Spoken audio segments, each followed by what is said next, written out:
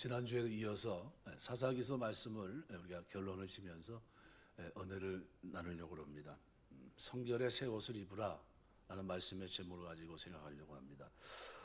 인도의 시성 가운데 타고르라고 하는 사람 아마 잘 들어보셨을 겁니다. 제자들과 대화를 하면서 다섯 제자들에게 늘 5가지 질문을 하면서 살아라. 그 물음들이 5가지가 나와 있습니다. 나는 오늘 어떻게 지냈는가?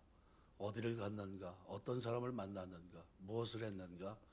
나는 오늘 무엇을 잊어버렸는가? 굉장히 의미가 있는 그런 내용인데요. 왜냐하면 타고르라는 사람이 이 시성인데 그 나름대로의 어떤 입장을 가지고 나중에 연꽃에 대해서 굉장히 극찬하면서 미화하는 그런 내용이 있습니다.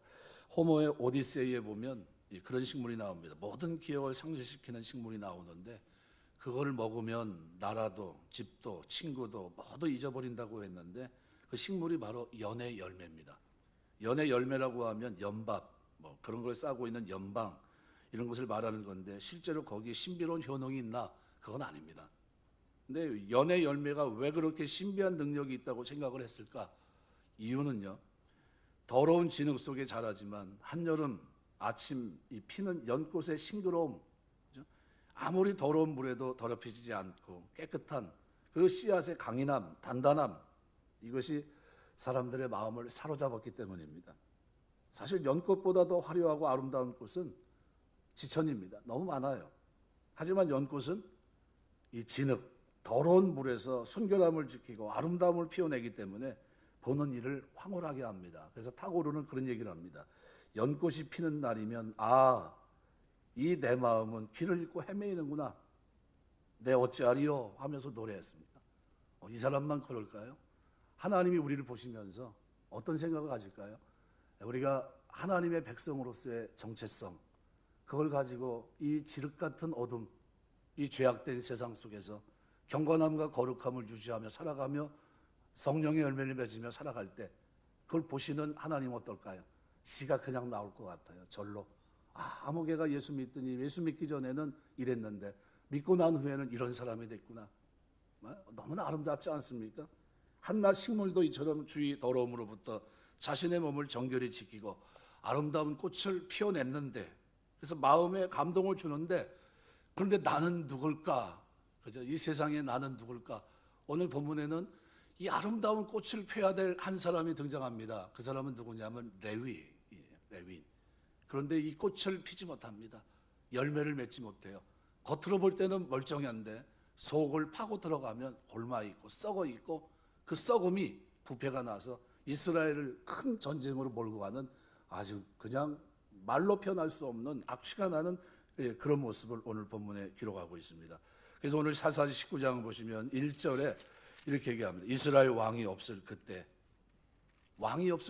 에브라임 산지에, 그죠? 거류하는 어떤 레위 사람이 유다 베들레헴에서 첩을 맞이했다. 말이 안 되는 얘기를 써놓은 겁니다.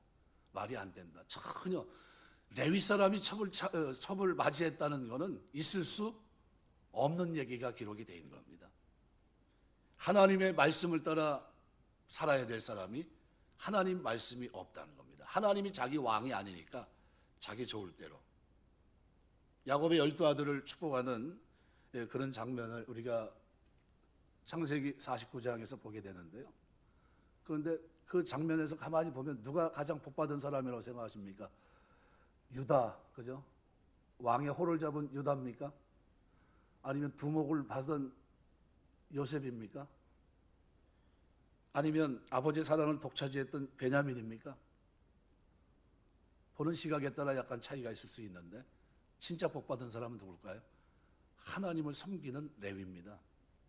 사실은 세겜성에서의 그 잔혹함은 사실 제껴놓은 사람이거든요. 그런데 이스라엘의 거룩을 위해서 그가 쓰임 받았을 때 하나님은 그를 축복하시고, 그리고 마지막 순간 이 레위는 기대하지 못했던 어마어마한 축복을 받는데, 그게 뭐냐면 레위의 후손들이 대대로 제사를 섬기고 성전을 지키는 일을 맡게 됩니다. 이거보다 영예로운 일이 있을까? 아마 없을 거예요. 하나님 전에서 하나님을 섬기고 그 하나님 앞에 레위 사람으로서 살아가는 정체성을 가지고 그죠? 죄인들과 하나님 사이의 중보 역할하는 제사장의 역할을 감당하고 이거보다 영광스럽고 영예스러운 일이 있을까? 그래서 시편 84편을 보시면요, 아주 성전에 대한 사모하는 이시인데요, 너무 아름답습니다. 84편을 들여다보고 있으면 10절 같은 데는 이렇게 말해요. 주의 궁정에서 한날이 다른 곳에서 첫날보다 나은즉 악인의 장막에 사는 것보다 내 하나님 성전 문지기로 있는 것이 좋사오니 여호와 하나님은 해요 방패시라. 여호와께서 은혜와 영화를 주시며 정직히 행하는 자에게 좋은 것을 아끼지 아니하실 것임이니이다. 만군의 여호와여 주께 의지하는 자는 복이 있나이다. 뭘 노래하고요? 후손들이요, 세상에서의 첫날, 왕궁에서의 첫날보다 여호와 하나님의 문지기로 있는 그 한날, 이걸 노래하고 있어요. 뭡니까? 정체성을 가지고 하나님의 백성으로서 살아가는 삶. 사실 성전의 일을 맡은 레위인에게 하나님은 엄격한 걸 요구하십니다. 그래서 아무나 레위인이 될 수 있나요? 아니요. 혈통적으로 그렇게 태어나야 돼요. 부모가 레위인이 돼야 자기도 레위인이 됩니다.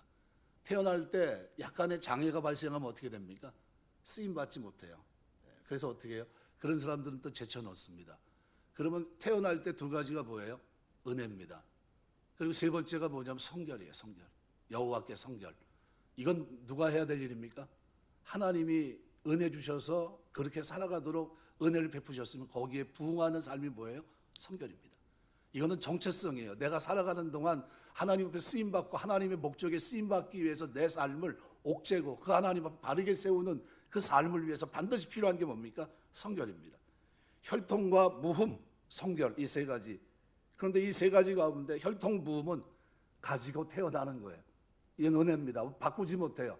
그런데 성결은 어때요? 내가 할 수 있는 일입니다. 전적으로 레위인의 몫이에요. 레위인은 자기의 생계, 이 땅에서의 안락을 위해 살지 않습니다. 오직 하나님의 목적에 의해서, 하나님의 계획에 의해서, 하나님의 뜻을 이루는 그 일을 위해서 죄인과 하나님 사이의 중보 역할을 감당하면서 하나님만을 위해 존재하는 성결한 사람이 돼야 됩니다. 그런데 레위인의 생계는 그래서 하나님이 책임졌고요, 그들은 땅에 기업을 주지 않았습니다. 하나님은 레위 사람의 성결을 잃어버릴 때 단호하셨어요. 그들을 어떻게 해요? 그냥 죽이십니다. 심지어 제사장이 됐다 할지라도 그가 죄를 가지고 가장 거룩한 곳에 들어갈 때는 어떻게 해요? 뒤에 끈에 방울을 달고 들어갑니다. 소리가 안 나면 죽은 거예요. 그럼 끌어냅니다. 레위인들은 백성들 대신 하나님께 제물을 드리고 그들의 죄를 대속하는 중재 역할을 합니다. 그래서 출애굽기 19장 21절은 이렇게 얘기합니다. 여호와께서 가까이 하는 제사장들에게 그 몸을 성결히 하게 하라. 나 여호와가 그들을 칠까노라. 다른 조건을 얘기하지 않아요. 그런데 성결은 뭡니까? 반드시 가져야 될 조건입니다. 왜요? 중재자가 성결을 이루면 대속하는, 죄를 속하는 일이 불가능합니다. 왕과 왕의 백성 사이의 평화가 깨집니다. 대속의 문제가 생기면 죄악을 해결할 방법이 없어요. 그 문제가 말 그대로 정체 현상을 비추면 결과는 뻔합니다. 참혹합니다. 그래서 레위인의 이 성결 상실은 곧바로 백성들의 죄악과 연결되고요, 이것은 레위인의 실패뿐만 아니라 그 사회의 실패를 가져옵니다. 하나님은 성결을 잃은 한 사람의 레위인 때문에 이스라엘 전 국토가 죄하고 물든 하나의 막장 사건을 오늘 사사기 19장, 20장, 21장에서 기록합니다. 성결을 잃은 레위인이 하나님 나라에 어떠한 영향을 미치는지를 얘기해요. 그래서 로마서를 보면 11장까지는 뭡니까? 이론이라고 보시면 됩니다. 12장은 뭐예요? 이제는 실천입니다. 그러므로, 그죠? 그러므로 형제들아, 내가 하나님 모든 자비하시면 너희를 권하노니 너희 몸을 하나님이 기뻐하시는 거룩한 산 제물로 드리라. 이는 너희에 드릴 영적 예배니라. 로기코스라는 말이에요. 이성적인 예배 드리라는 거예요. 또 너희는 이 세대를 본받지 말고 오직 마음을 새롭게 함으로 변화를 받아. 트랜스퍼라는 단어를 썼습니다. 이 단어는 뭡니까? 질적인 변화예요. 뭘 어떻게 하라고요? 마음을 새롭게 함으로 변화를 받아. 트랜스퍼. 내가 질적으로 마음이 변하는 걸 얘기합니다. 하나님의 선하시고 기뻐하고 온전한 뜻이 뭔지 분별하라. 전혀 다른 존재예요. 사망에 영원히 죽을 수밖에 없던 우리가 그리스도의 십자가의 은혜로 이제는 하나님의 자녀가 되고 이제는 새로운 피조물, 이전 것은 지나갔으니 보라 새 것이 되었도다. 전혀 새로운 피조물입니다. 이 새로운 피조물은 마음까지 새롭게 된 피조물이에요. 겉딱지만 그렇게 된 게 아닙니다. 무늬만 그리스도인이 아니라요, 속사람이 변화된 그리스도인이에요. 질적으로 새롭게 된, 그래서 이게 수동태로 되어 있습니다. 변화의 조건을 형성하기만 하면 변화가 가능하다는 거예요. 중재자가 성결을 이루면 왕과 백성 사이에 있어질 일들이 다 사라집니다. 사사기는 타락한 레위인이 그 이야기를 시작하면서 그때 왕이 없었다 얘기합니다. 왕이 안 계셨나요? 하나님이 안 계셨나요? 계셨죠. 그런데 하나님이 그에게 왕이 되지 못했다는 거예요. 오늘 그리스도가 여러분의 주가 되시길 주의 이름으로 축원합니다. 내가 주인이 아니라요, 내 인생의 주인은 누굽니까? 우리 주님이세요. 나를 부르신 분. 기준이 없으니까요, 주인이 없으니까요, 자기 좋을 대로 삽니다. 도덕도, 정의도, 옳고 그름, 명철에도 기준이 없어요. 심지어 첩을 두고도, 성결을 손상시키는 범죄를 거침없이 저지르고도 뉘우침이 없어요. 레위는 바람을 피운 첩을 다시 다른 남자와 간음을 하고, 레위인 남편은 그를 또 어떻게 찾아갑니다. 떠나버린 그를 찾아 다시 데려오려고 가요. 부끄러운 줄 모릅니다. 그 자체가 레위인에게는 죄악인데, 죄악의 고리를 끊을 수 있음에도 불구하고 끊지 않습니다. 다시 들어가요. 첩의 집에서, 찾아간 그 집에서 진탕 먹고 마시고 놀고 돌아가야 되는데 차일피일합니다. 하루 이틀 자꾸 머물러요. 그러다 5일을 거기서 보냅니다. 불량배들을 만납니다. 동성애자들이에요. 입에 담기 민망한 일이 벌어지고, 죽은 첩을 어떻게 해요? 시체 토막 내서 이스라엘 각 지파로 보냅니다. 자기의 억울함 코스프레 하듯이 합니다. 내가 잘못했다고. 잘못했나요? 내가 억울하다는 거예요. 이런 억울한 일이 어딨냐는 거예요. 첩을 둔 레위 사람은 자기 죄에 대해서 부끄러운 기색이 없습니다. 뭘 잃어버렸습니까? 성결, 이걸 잊어버렸어요. 첩을 두고 그 첩과 분쟁하고 자기 목숨을 위해 첩을 집단 융간할 때 내어줍니다. 융간당한 첩이 죽자 시체를 토막내서 12지파로 보냅니다. 이 사람이 신앙이 있는지, 진짜 믿음이 있는지, 하나님 섬기는 사람인지. 그래서 처음에 뭐라고 합니까? 왕이 없으므로. 어쩌다 이렇게 됐을까요? 처음부터 그랬을까요? 그러진 않았을 겁니다. 죄가 자리 잡았기 때문에 이렇게 된 겁니다. 죄가 뿌리 내리고 나니까 이렇게 된 거예요. 양심까지 무뎌진 거예요. 타락한 레위인 이야기 속에는 그가 자기 첩을 찾아가 베들레헴으로 간 사건이 자세히 기록됩니다. 무려 8절을 기록하고 있어요. 내가 가만히 쭉 읽어보면 안 읽었어요. 왜냐, 전 예배 시간에 읽어보니까 지루해요. 뭐 내용도 없는데 자꾸 한 얘기, 하루만 더 있다가 하루만 더, 그다음 하루만 더 있다가 기력을 좀 돋구고 다시가 그 나중에 할 수 없이 간 겁니다. 할 수 없이. 왜 그랬을까요? 왕을 잃은 백성은 죄에서 빠져나올 수 없다는 것을 얘기한 겁니다. 타락한 레위는 첩의 집에서 나오질 못합니다. 하루만 더 그러다가 장인의 요구에 가야 할 길을 가지 못하고 차일피일 미루다가 마치 죄에 빠져 헤어지지 못하는 왕을 잃은 백성의 모습을 대변해 줍니다. 하나님 없는 백성은 스스로 돌이킬 능력이 없습니다. 그리스도인 중에도 이렇게 내가 주인으로 살아가는 사람이 많아요. 그래서 중독에 빠집니다. 중독에 왜 빠집니까? 하나님이 내 주인이 아니시기 때문에 중독에 빠지는 거예요. 어떤 중독에 빠집니까? 도박, 술, 음란, 양상은 똑같아요. 그때나 지금이나. 중독에서 잠시 깼을 때는 이러지 말아야지. 그러는데 어떻게 해요? 그 유혹이 오면 언제 그랬나 싶을 정도로 죄로 갑니다. 제 친구 얘기를 하나 했거든요. 그 친구는 친구 잘 만나야 되는데 그 안 좋은 친구들이 그 주변에 많아요. 집도 배경도 좋고, 출발할 때 그 친구는 한 10억 가지고 출발했어요. 집도 자기 거지, 재산도 제법 있지, 잘 될 줄 알았어요. 근데 어느 순간 예수를 안 믿으니까요, 경마에 빠졌더라고요. 그래서 집까지 다 팔고요, 월세로 가는 걸 제가 봤어요. 월세로. 그래서 좀 형편이 좀 좋아졌나, 많이 좀 바뀌었나 싶었는데 보니까 시간만 나면 가요. 무슨 얘기냐면요, 못 빠져나온다는 거예요. 돈이 조금만 생기면 그거 모아서 거기 가서 그러고 있어요. 그 친척, 그 형제들 돈 빌려주고 못 받는 게 뭐 이루 헤아릴 수도 없고요. 돌이키지 못한다는 거예요. 누가 주인 되지 않으면요, 하나님이 주인 되지 않으면, 가치에 명철한 삶, 선과 악에 대한 구분이 명확하지 않으면, 해야 될 것, 유지해야 될 것을 정확하게 갖고 있지 않으면요, 무너집니다. 우리가 주일날 예배 드리러 오는데요, 몇 사람이나 하나님 받으시는 진정한 예배를 드릴까? 어떤 예배를 원하십니까? 몸과 마음, 질적인 변화된 몸과 마음, 영적 예배, 로기코스입니다. 하나님, 전 새 사람으로서 갖춰야 될 것을 가지고 살기 위해서 몸부림칩니다. 그러면서 그 삶을 가지고 와서 예배드리는 사람 몇이나 있을까? 하나님 상관없이 예배를 드리고 얻는 위로는요, 가짜 위로입니다.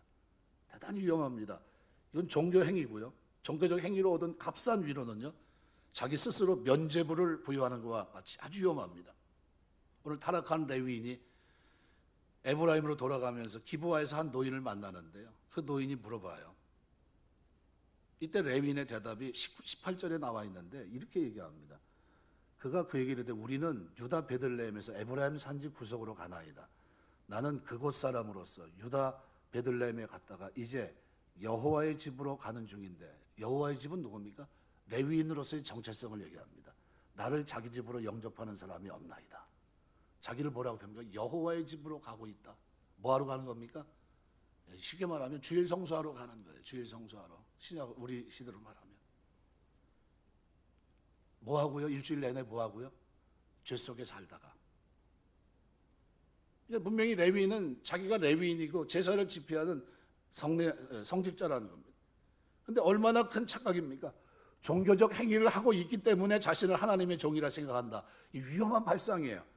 자기도 위험하고 그렇게 출입하는 사람도 위험합니다. 영적 공동체를 위험에 빠뜨려요. 종교적 행위를 하기에 주의 종이라는 생각을 하고 거기에 값싼 위로를 받고 있다면 착각입니다. 레위인이 중요하게 여겨야 되는 것은 뭡니까? 섬기는 가운데 하나님의 임재가 나타나는 거예요. 제물을 드렸을 때 역사가 나타나는 겁니다.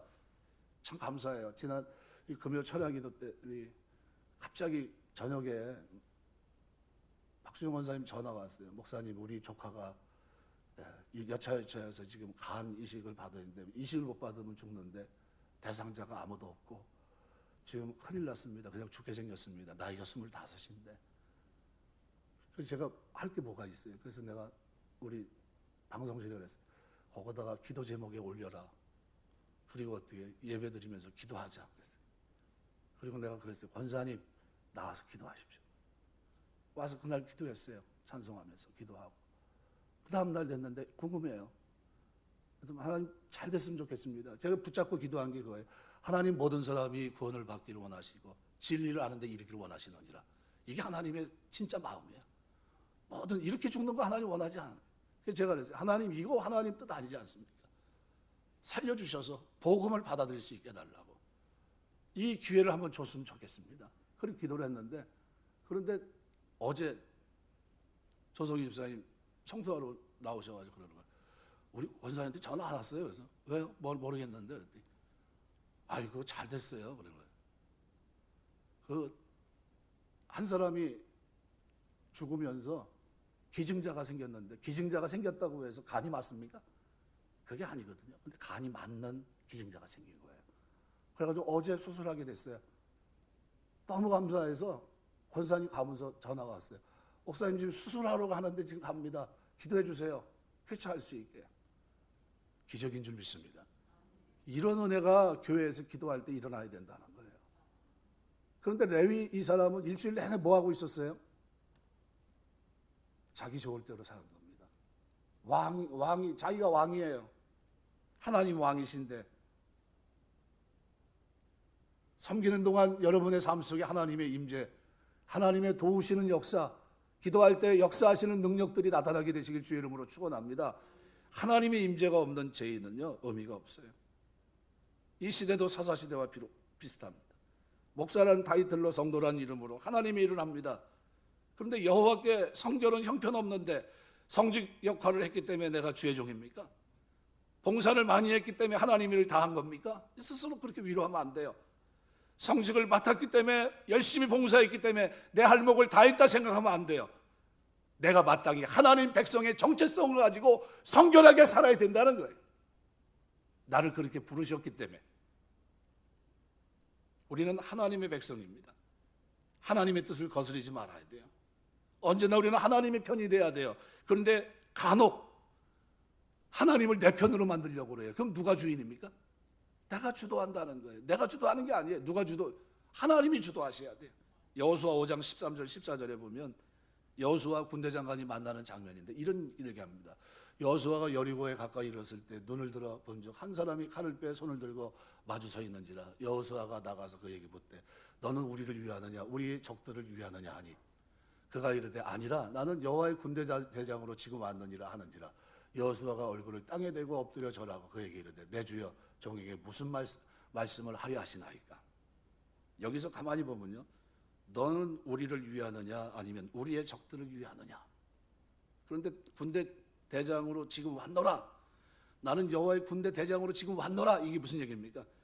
나는 네 편도 아니고 어디 적들의 편도 아니고 이 편 저 편도 아니고 나는 누구 편이에요? 여호와 편이라는 거예요. 여호수아가 진짜 중요한 것을 중요하게 생길 건 뭡니까? 내가 하나님 편에 서 있어야 된다는 거예요. 하나님 편에. 하나님이 내 편이 아니라 내가 하나님 편에. 여러분 우리가 살아가면서 우리가 하나님 편에 서 있게 되시길 주의 이름으로 축원합니다. 하나님 편에 서 있어요. 여호와 편에 서면 군대장관은 당연히 그 편이고 여호와의 편이 아니면 당연히 군대장관은 대적의 편이 됩니다. 그 말을 마쳤더니 군대장관이 여호수아에게 이렇게 얘기합니다. 내 발에 신을 벗으라. 난데없이 신을 벗으래요. 히브리 개념에서 신을 벗는다는 건요, 자기 권리 포기를 얘기합니다. 우리 행위를 통해 하나님을 우리 편으로 삼을 수 있습니까? 못 삼아요. 우리 권리가 포기되지 않은 상태에서 종교적인 행위는요, 쓸데없는 기대감만 주는 겁니다. 그것을 얻을 수 있는 것은 값싼 위로예요. 아무것도 아닙니다. 권리 포기가 안 된 상태에서는 하나님과 동행할 수 없어요. 하나님의 뜻을 준행할 수 없고요, 내 삶을 고칠 수가 없습니다. 우리가 하나님 앞에 권리 포기하시길 주의 이름으로 축원합니다. 우리가 신체 포기각서 쓴다고 그러잖아요. 우리가 하나님 앞에 내 삶에 포기각서 쓰셔야 돼요. 신발을 벗고 하나님 이제 하나님 백성으로 살겠습니다. 주께서 피로 나를 값주고 사셨으니까 내가 이제는 하나님의 사람으로 질적으로 새로운 사람으로 몸과 마음을 드리는 사람으로 영적 예배를 드리는 사람으로 살겠습니다. 이게 레위인이에요. 이게 성도고 이게 하나님의 종이 되어야 되는 겁니다. 그래서 모세가 떨기나무에서 누굴 만납니까? 여호와 하나님 만나요. 누굽니까? 불꽃 가운데 만났을 때 나는 스스로 있느니라. I am who I am. 나는 스스로 있는 자다. 그 하나님을 만나요. 그 하나님 앞에서 하나님 최초로 한 얘기가 뭡니까? 모세에게 거룩한 곳인 신발 네 신을 벗으라. 뭔 얘기입니까? 너 네 권한 다 내려놔. 내가 너 이제 쓸 거야. 저는 마을 주변이 없는데요, 저는 능력도 없음 힘도 없어요. 그거 다 누가요? 하나님 책임집니다. 그리고 글을 쓰세요. 뭐 벗으니까요? 신발을 벗으니까 하나님이 그때서부터 그를 어떻게 해요? 붙들고 가십니다. 하나님 앞에 권리 내려놓게 되시길 주의 이름으로 축원합니다. 나는 이러니까 하나님이 날 도와주셔야 됩니다가 아니에요. 나는 하나님의 종이니까 하나님의 뜻을 행할 뿐입니다. 이게 우리의 자세예요. 고린도서 9장 18절에 보면 사도 바울을 보는데요, 이렇게 얘기합니다. 내 상이 뭐냐? 내가 복음을 전할 때 값없이 전하고 복음으로 말미암아 내게 있는 권리를 다 쓰지 않냐는 이것이니라. 무슨 얘기입니까? 내 권리 내려놓고 산다는 거예요. 사도 바울처럼 권리 주장하면요, 자기 권리를 취할 수 있는 사람이 몇 명이나 있겠습니까? 이 사람은 학벌도 괜찮고요, 배경도 좋고요, 지식도 있고요, 그만한 열심도 있는 사람이었습니다. 그럼 권리가 어마어마하겠죠. 그런데 그리스도 안에 들어와서 그가 내세운 권리가 있습니까? 하나도 없어요. 다 내려놓습니다. 한 영혼 구원하기 위해서. 그죠? 우리 골로새서 우리 금요일날 묵상하는데 뭐까지요? 지식이까지 새롭게 된다는 게 무슨 뜻이라고 그랬습니까? 한 영혼 가치를 이제 비로소 아는 거예요. 어떤 그 사람이 가지고 있는 능력으로 평가하지 않습니다. 피부 색깔로 평가하지 않아요. 한 영혼이 하나님이 귀한 영혼이고 하나님 피로 값주고 사신 영혼인 줄 알고 그 영혼 귀한 줄 알고 가치 있게 여기고, 이게 뭐니? 지식계까지 새롭게 된 사람들의 마음가짐이에요. 그런 마음가짐 가지고 어떻게 살아갑니까? 죄에 대해서 제일 먼저 버려야 될 게 뭐예요? 음란이에요. 음란, 음행, 더러운 것들, 우상숭배, 이것부터 버리고 그 다음에 어떻게 해요? 입술에 더러운 죄를 벗어버리고, 그 다음에 뭐예요? 우리가 하나님 앞에서 그리스도로 옷 입고. 그건 3장의 얘기예요. 그 얘기가 2장 3장에서 하나님이 원하는 삶으로 누가 변화되는 겁니까? 세상이 바뀌는 겁니까? 내가 바뀌는 겁니까? 내가, 이 본질적인 내가, 새롭게 된 내가, 이 속사람이 질적인 변화, 이걸 통해서 어떻게 성결함을 유지하고 거룩하게 살면서 하나님 앞에 살아가는 삶, 이게 그리스도입니다. 내 권리 다 내려놓고. 레위인의 타락은 그 사람 한 사람의 실패로 끝났습니까? 아니요. 이스라엘 전체 타락으로 이어집니다. 한 사람의 레위인이 하나님께 성결을 지켰다면 그를 따르는 많은 백성들이 그를 통해 하나님을 만났고 그의 제의를 통해서 어떻게 해요? 하나님의 죄사함 받았을 겁니다. 그렇게 본이 되어야 될 레위인이 성결을 잃어버리자 막장 드라마가 시작되고 이스라엘 전부를 혼돈과 멸망으로 밀어넣고요. 베냐민 지파가 600명 남기고 다 죽어요. 자기들끼리 싸워요. 12지파가. 한 사람의 타락이 교회 타락으로, 교회의 타락이 이 땅의 타락으로 점점 어떻게 해요? 무너져 갑니다. 타락한 레위인의 이야기는 한 개인의 타락이 얼마나 무서운지 그 결과를 가져오는지 일단락나게 보여주고 있는 겁니다. 성결해야 될 레위인이 처벌 준 데서부터 출발합니다. 잘못된 첫 단추예요. 잘못된 결단입니다. 레위 사람이 처벌 두는 순간 개인은 물론이고 공동체 전체 성결은 물 건너간 겁니다. 아마 그는 처벌 두는 것 외에는 하나님께 특별히 죄를 짓는 것은 없을 것이라고 스스로 말했을지도 모릅니다. 처벌 두는 죄에서 출발한 레위인은 처벌 찾으러 자신의 사역지를 벗어납니다. 영적 범죄를 저지르고 그 일이 곧바로 기부와 불량배들을 만나고 강간살인 사건이 되고 결국 토막살인 사건으로 보게 되고 민족 내전으로 바뀝니다. 죄의 연속성, 확장성을 보여줍니다. 이렇게 상실된 양심으로 영이 어두워진 레위 사람이 누가 억울합니까? 자기가 억울해요? 피해자 코스프레예요. 내가 억울하다는 거예요. 내 첩이 죽었다는 겁니다. 그 억울함을 풀려고 12토막 내서 보낸 거예요. 반율혈적인 범죄를 저지르면서 점점점 안 좋은 모습을 보입니다. 마지막에는 피를 나눈 동족까지 씨를 마를 때까지 살육하는 참극이 벌어집니다. 이 모든 것의 시작이 어디서부터예요? 성결해야 될 레위인이 자기 정체성을 잊어버리고 성결을 내려놨을 때 일어난 일입니다. 16세기 경제학자 가운데 토마스 그레시엄이라는 사람이 있어요. 그래서 그레시엄 법칙이라고 보통 얘기를 하는데요. 악화가 양화를 구축한다 이렇게 얘기합니다. 시장에서 좋은 품질의 화폐와 나쁜 품질의 화폐가 동시에 존재할 때 품질 떨어지는 화폐만 남고 좋은 화폐는 사라진다는 겁니다. 100% 순금 화폐는 사라지고 50%짜리 금화는 유통되는 겁니다. 나중에는 50%짜리 금화만 주고받고 100% 순금은 어떻게 해요? 사라진다는 거예요. 영적 세계에서 그레시엄의 법칙은 이렇게 적용이 됩니다. 많은 목회자 중에 한 사람의 목회자가 잘못을 저지릅니다. 수준이 떨어져요. 목회자의 수준을 딱 그 정도로 인식하게 된다면 좋은 목회자들은 점점점 사라지게 될 것이고 나중에는 모든 목회자의 질이 떨어집니다. 몇 프로요? 50%로. 교회도 그렇고요. 교회 구성원 중에 한 성도가 잘못했을 때 그냥 용서하고 놔두면 시간이 흐르면 어떻게 될까요? 질 낮은 교회만 남게 되고 결국 교회는 기능 상실합니다. 어때요? 성결의 기능이 무너지는 거예요. 실제로 교회에서 그런 일이 비일비재합니다. 한 10년 가까이 됐나요? 수원의 어느 교회 찬양단 인도하는 전도사라고 하는 사람이 성가대 그 청년들, 집사님들 여러 사람 문제가 됐어요. 그래가지고 그때 그 섬겼던 그 장로님이 그러는 거죠. 목사님 이런 일이 일어납니다. 교회에서. 누구 잘못입니까? 그 사람 지금 안 해요. 그거 어떻게 됩니까? 그거 사회법으로도요 큰 죄입니다. 어떻게 했냐 그랬어요? 그 가만 놔뒀냐고. 일단 최소한 뭐예요? 신학은 하지 말아야 된다 그 사람은. 그 다음에 또 뭐예요? 사회적으로도 그건 어떻게 해요? 벌을 받게 했어야 돼요. 그것까지는 안 했더라고요. 잘못된 겁니다. 레위 사람이 첩을 얻은 일처럼 이거 하나 괜찮겠지 하며 스스로 면죄부를 주고 있는 이 죄악은 없습니까? 집어 던져야 돼요. 왜요? 나 때문이 아니라 누구요?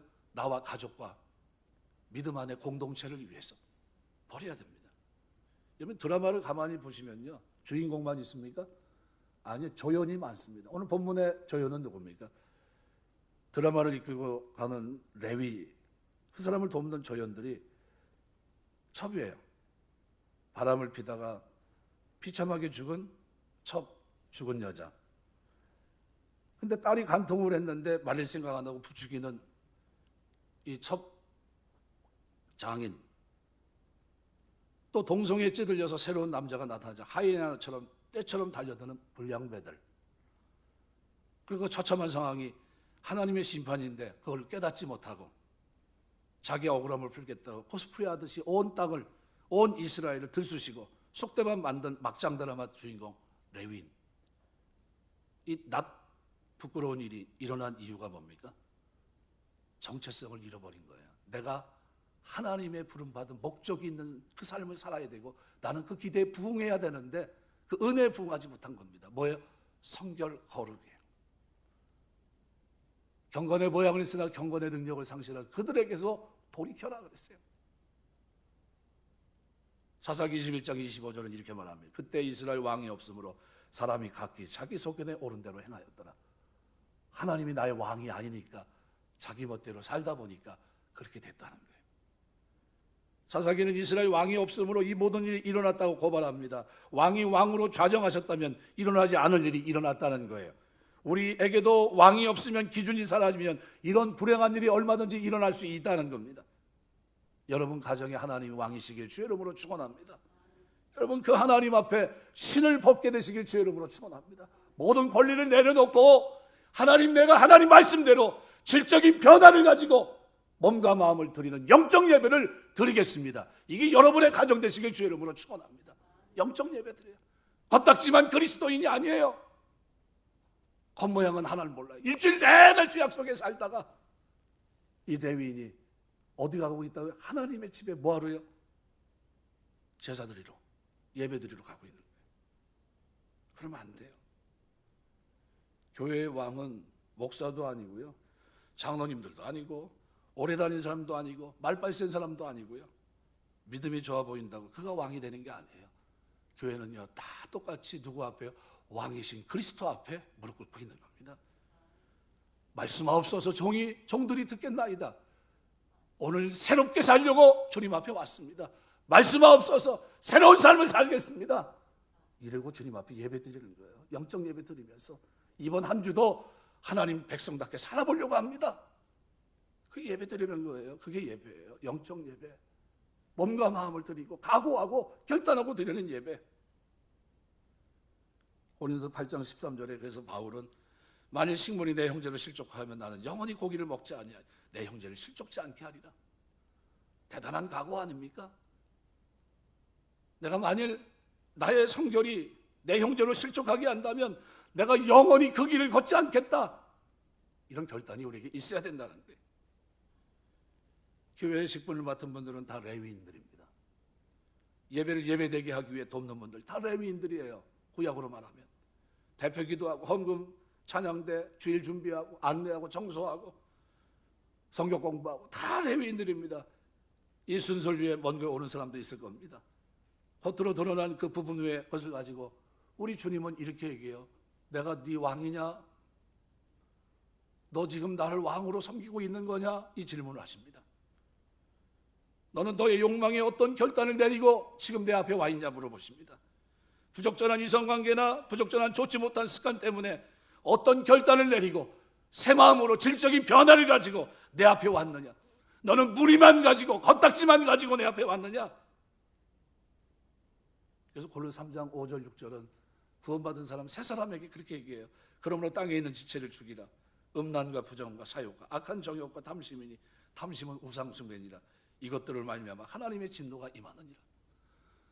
우리가 예수 믿으면요, 이거를 어떻게 해요? 죽여야 된다는 거예요. 이거 죽이지 않으면 어떻게 된다는 거예요? 파급효과가 크다는 겁니다. 어느 시대처럼요? 사사시대처럼. 요즘은요 그런 얘기합니다. 애인 없는 사람이 없다고 그러네요. 참 우리 시대가 그런 시대예요. 입에 담을 수 없는 죄악이 우리 시대입니다. 동성애요? 그건 양반이에요. 드러나서 음성적인 죄가 그렇게 많아요. 그럴 때 여러분, 저와 여러분은 어떤 사람입니까? 오늘 본문에 정체성을 잃어버리지 말아야 된다는 거예요. 내가 누군지, 주님이 나를 위해 십자가 지셨고 내가 질적으로 변화된 새 사람으로 이 땅을 살아내야 될 사람이란, 나 때문에 예수 믿어야 돼. 나 때문에 예수를 안 믿는다면 잘못된 거 아닙니까? 말씀했겠습니다. 주변인이란 심리학 용어가 있습니다. 마기널맨이라는 건 신체적 성질, 언어, 의복, 습관 등의 차이로 하나의 사회 집단에 완전히 소속되지 못하고 다른 것으로도 소속되지 못하는 사람을 가리킬 때 이렇게 얘기합니다. 주변인. 예수님의 제자 베드로가 진짜 제자답게 같이 호언장담합니다. 마태복음 26장 33절에 보면 다 주를 버릴지라도 나는 언제든지 버리지 않겠나이다. 호언장담합니다. 그런데 어떻게 됐어요? 3번이나 부인합니다. 나중에는 계집아이 앞에서 맹세하고 저주까지 합니다. 아주 부끄러운 모습을 보이죠. 그러면서도 예수님께 심문받는 그 현장을 떠나지 못하는 주변인으로서의 모습을 우리가 보게 되는데, 이게 오늘 본문에 기록되어 있는 레위인의 모습이에요. 죄를 지면서 깊숙이 들어와서 성결하고 하나님 보실 때 쓰시는 사람이 돼야 되는데, 그게 아니라 어정쩡해서 이것도 아니고 저것도 아니고 물인지 술인지 뜨거운 건지 차가운 건지 미치한 상태로 깊이 발도 담그지도 않고, 담그면 딜까봐 놀라는 건지 하나님의 교회에서 섬기는데 뜨겁게 섬기시길 주의 이름으로 축원합니다. 대답하는 거 보니까 오늘 설교를 다시 해야 될 것 같은데 1시간 더 가야 돼요. 뜨겁게 섬기시길 주의 이름으로 축원합니다. 뜨거워야 돼요. 세상은 어디요? 연꽃이 피는 그 장면을 보면서 누가 기뻐했을까요? 탁월한 시인은 미쳐요. 어떻게 저런 데서 저렇게 아름다운 꽃이 필 수 있지? 하나님이 이 땅을 보시면서 하나님 백성들의 모습을 보면서 어떻게 저 환경 속에서 저렇게 성결한 사람으로 살 수 있지? 어떻게 저 거룩을 유지하며 살 수 있지? 누가 해야 된다고요? 이 거룩은 내가 해야 되는 거예요. 그런데 그 길을 걸어가요. 요셉이 아버지 품에 떠나서 형 배신으로 구덩이 던져지고 종으로 팔렸는데 보디발의 유혹을 받을 때 뭐라고 얘기합니까? 내가 하나님 앞에 어떻게 득제하리요? 어떻게 살아가는 겁니까? 성결한데. 다니엘이 하나님 앞에서 뜻을 정하고 사는데 나라 망하고 형제 뿔뿔이 흩어지고 부모 헤어지고 다 그랬는데 어떻게 해요? 거룩하게 살겠다고 하는 뜻을 정한 거예요. 내가 어떻게 우상을 섬기는 재물을 내 입에 댈 수 있나? 나는 채소만 먹겠다는 거예요.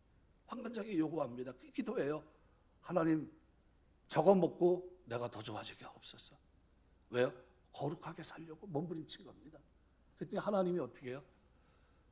시험한 그대로 하나님 축복하십니다. 여러분, 우리 시대에 살면서 우리에게 진짜 필요한 기도가 뭘까요? 하나님 나를 부르신 새 사람으로 새 사람답게 살 수 있도록 나의 정체성을 잃어버리지 않고 거룩한 백성으로 성결을 잃어버리지 않고 살 수 있도록 나를, 내 가정을, 내 자녀들을 붙들어 주옵소서 라는 기도 아닙니까?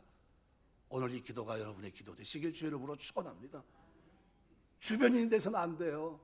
기웃기웃대고 쫓아만 다니면서 그죠? 마음을 줘야 되는데, 그죠? 몸과 마음을 하나님께 드려야 되는데 그거는 뒷전에 놔두고 관망하고 있듯이 그러면 안 됩니다. 어떻게 해요?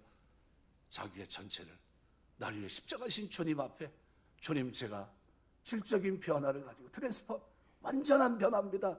그러면서 어떻게 해요? 경건함과 거룩함 가지고 살아가는 모습이에요. 우리 신앙생활하는 동안 인도의 시성 타고르가 얘기한 그대로 연꽃을 보며 감동했다면 하나님이 저와 여러분을 보시면서 감동할 수 있는 여러분 되시길 주 여러분으로 축원합니다. 아무개 성도가 예수 믿고 그 죄악 속에서 빠져나오고 저 무슨 열매요? 성령의 열매를 맺는 모습을 보니까 누가 기뻐하십니까? 하나님의 성령이, 하나님께서 보시면서 기뻐하는 거예요. 이야, 저렇게 변했구나. 저게 진짜인데 저 모습이 나오는구나. 저 진흙탕 같은 세상 속에서.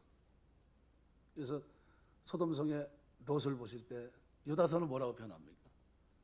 의로운 심령 롯을 얘기하고 있어요. 그 의로운 심령이 상한지라 이렇게 표현하고 있어요. 무슨 얘기입니까? 롯이 왜 구원받았습니까? 얘기하면 성경은 뭐라고 단서를 제공합니까? 유다는 그가 의로운 심령이 상했다. 무슨 얘기예요? 성결하게 살려고 몸부림쳤다. 소돔 고모라 그 성에서 단순한 겉딱지만 무늬만 그리스도인이 아니라 어떤 진짜 예수 믿는 하나님의 사람으로 살았다는 거예요. 그게 오늘 저와 여러분이 돼야 될 줄 믿습니다. 이 땅에 살아가는 동안 절대로 하나님 부르신 이 정체성을 잃어버리지 말고 묵묵히 누가 뭐래도 나에게 그것이 내 삶에 도움이 되지 않아도 나는 이 정체성을 가지고 산다. 이 삶이 저와 여러분의 삶이 돼서 하나님 앞에 큰 영광 돌리게 되시길 주의 이름으로 축원합니다. 기도하겠습니다. 성결의